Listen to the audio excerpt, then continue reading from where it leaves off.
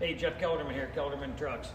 Today we just finished up this 2021 Ford F-350 single rear wheel Tremor Edition. So a little bit different than their traditional 250, 350. It's got a different shock package and a little bit different suspension height. So this customer's from Minnesota. Does a lot of snow plowing. Also got a giant toy hauler he's going to be pulling on this thing. So what we did is we popped out the factory coils, put in our air suspension system, we left the Tremor shock package with it. And you can see the sensor there. This guy went with the 3H system.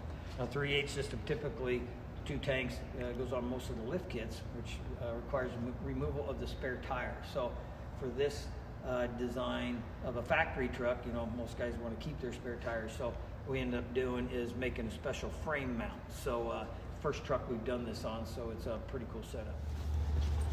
On the rear we have our 4-link suspension, so we tossed out the leaf springs. This mounts an original leaf spring perch, welds right here, a little piece there, a couple bolts. Real clean setup. We also provide a little bit bigger factory sway bar for this, so that way when he puts his large toy hauler, you know, which could have 5,000–6,000 pounds of tongue weight on this thing, it's going to keep his truck level, it's going to tow well, and also going to help with the braking. We use the same airbag on the 250, 350, and 450, so there's really nothing you're going to put on this F350 that this suspension is not going to be able to handle. As I mentioned before, you can still retain your factory spare tire and use the 3H with our new frame mount kit for the 3H. We were able to source a couple air tanks that are just a little bit smaller than our traditional 3-gallon tank.